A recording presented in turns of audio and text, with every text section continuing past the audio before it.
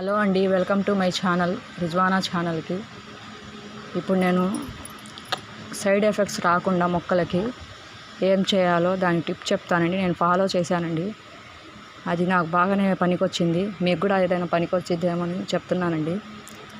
Nursery నుంచి చాలా మొక్కలు తెస్తుంటాం అండి.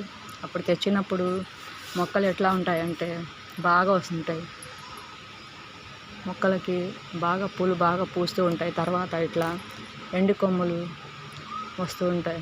అట్లా ఎందుకు వస్తాయంటే మట్టిలో ఏదైనా పురుగు గుట్ట ఏదైనా ఉన్నా, ఫంగల్స్ ఇన్ఫెక్షన్ ఏదైనా జరిగినా అట్లా వస్తుందండి.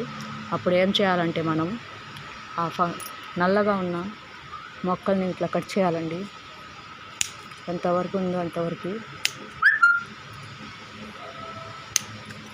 కట్ చేసి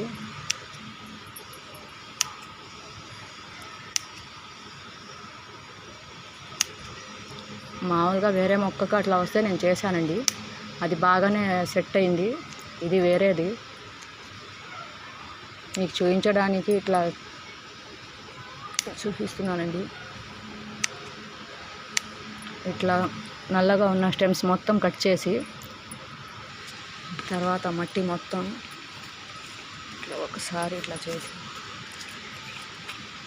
పైకి కిందకి అని కొత్త సాయిల్ వేయాలండి. ఇది కొంచెం దీంట్లో కొత్త సాయిల్ కలిపి తర్వాత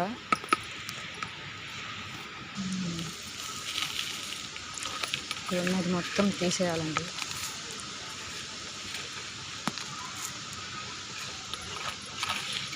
రఫ్ చేయాలండి కొంచెం వేసి. ఫంగల్ ఇన్ఫెక్షన్ పోవాలంటే బయట నుంచే తెచ్చుకోవాల్సిన అవసరం లేదండి, మన ఇంట్లో ఉండే వస్తువులతోనే చేసుకోవచ్చండి. అది ఎట్లా చేయాలో నేను చూపిస్తానండి. మన ఇంట్లో వాడుకుంటుంటా ఉండండి. దాల్చిన చెక్క ఇవ్వండి, మనం ఇంట్లో వాడుకునే దాల్చిన చెక్క. ఇది కొంచెం తీసుకొని మిక్సీ పట్టి, ఇదిగోండి దాల్చిన చెక్క పౌడరు 1 స్పూన్ తీసుకున్నానండి. 1 స్పూన్ పసుపు, ఈ 2 ఇట్లా కలపాలండి. కలిపి మనకి ఏ మొక్కకైతే సైడ్ ఎఫెక్ట్స్ వచ్చాయో, ఫంగల్స్ ఇన్ఫెక్షన్ వచ్చాయో మొక్క మొదట్లో వేస్తే ఇట్లా స్ప్రే చేయాలి. ఎక్కడెక్కడైతే ఏ మొక్కకైతే ఫంగల్ ఇన్ఫెక్షన్ వచ్చిందో ఇట్లా వేసి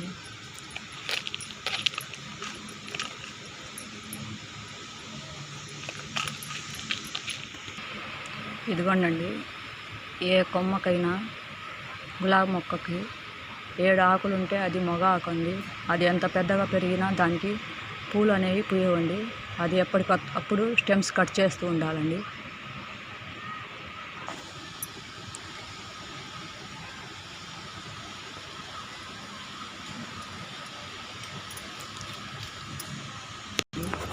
ఇది మా మల్లె మొక్క అండి. దీనికి కూడా బాగా ఫంగల్స్ లాగా వచ్చి బాగా మొత్తం పాడైపోయింది. కొత్త చిగురులు వస్తున్నాయి చూడండి, ఇట్లా బాగా వస్తాయి.